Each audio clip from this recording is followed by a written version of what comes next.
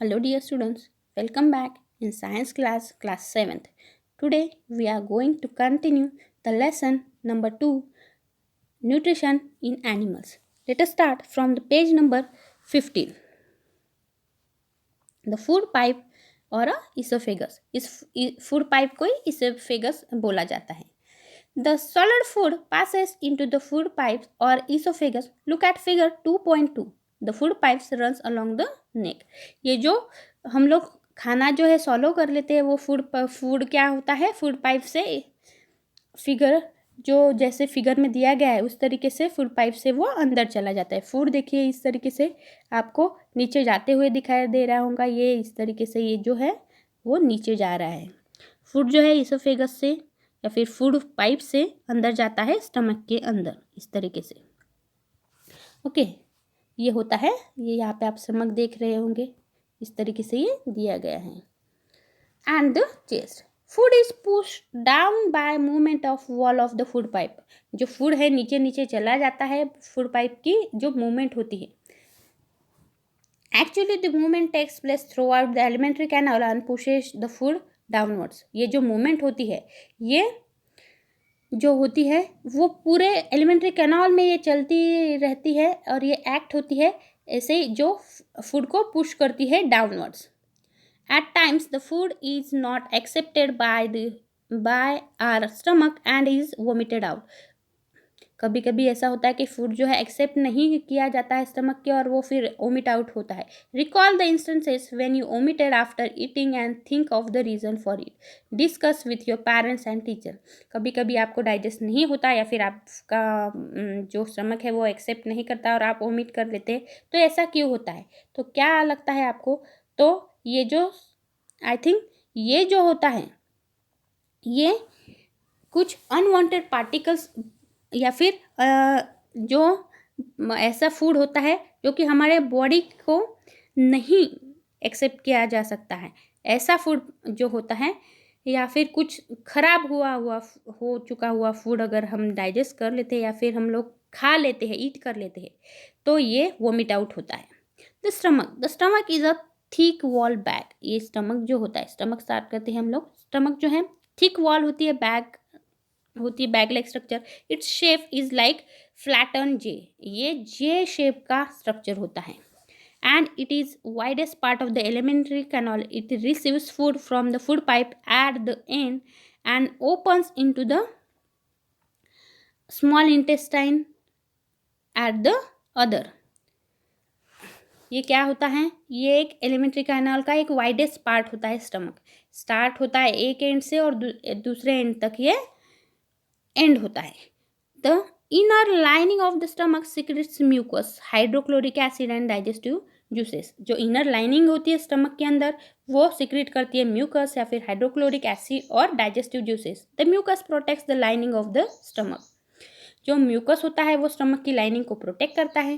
The acid kills many bacteria that enters along with the food and makes the medium in the stomach acidic and helps the digestive juices to act. जो acids होते हैं वो बहुत अलग अलग bacteria जो food के साथ अगर बॉडी के अंदर चले गए तो स्टमक के अंदर उनको ये एसिडिक मीडियम या फिर डाइजेस्टिव जूसेस है उनके ऊपर एक्ट करके या फिर उन्हें मारने का काम करते हैं. The digestive juices breaks down the proteins into simpler substances.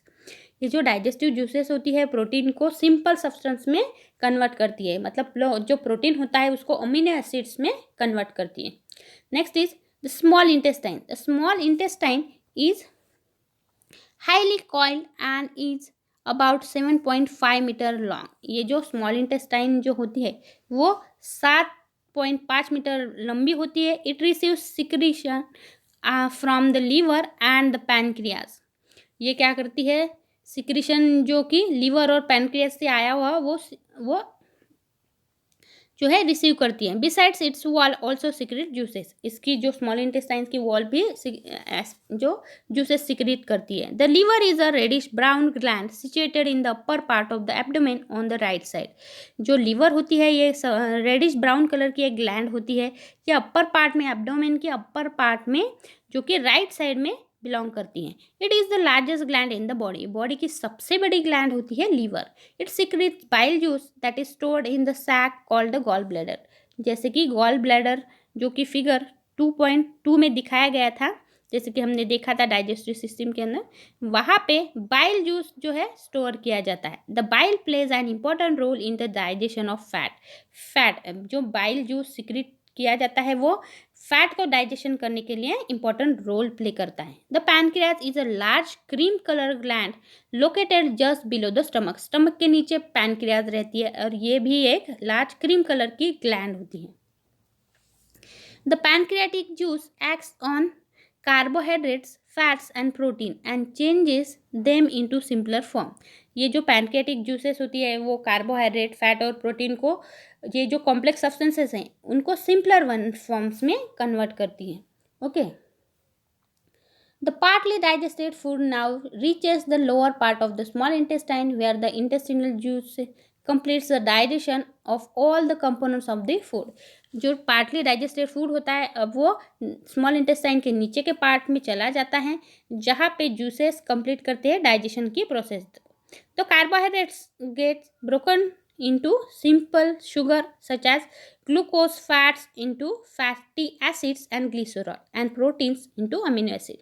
ये जो कार्बोहाइड्रेट होता है वो सिंपल शुगर्स में कन्वर्ट होता है, फिर फैट जो होता है फैटी एसिड एंड ग्लिसरॉल में कन्वर्ट होता है, और ये जो प्रोटीन होता है वो अमीनो एसिड्स में कन्वर्ट होता है। इनका पार्टली डाइजेशन या फिर सिंपलर कॉम्प्लेक्स से सिंपलर फॉर्म में कन्वर्शन होता है। ओके,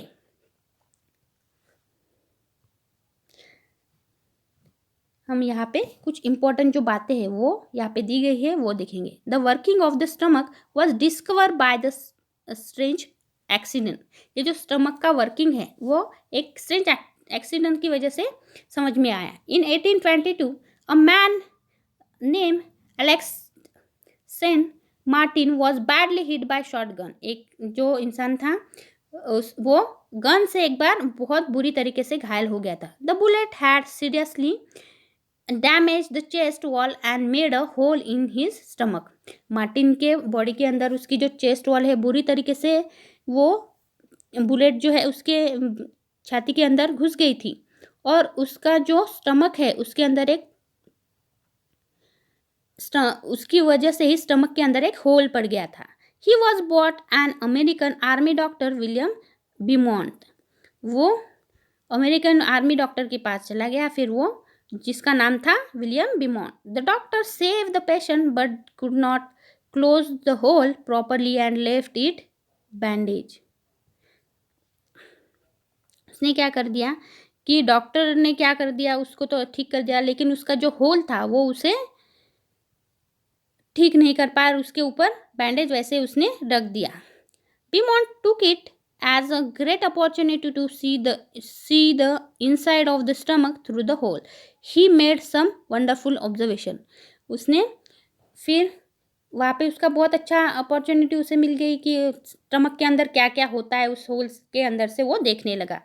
उसने एक अच्छा सा ऑब्जर्वेशन किया। Beaumont found that the stomach was churning food.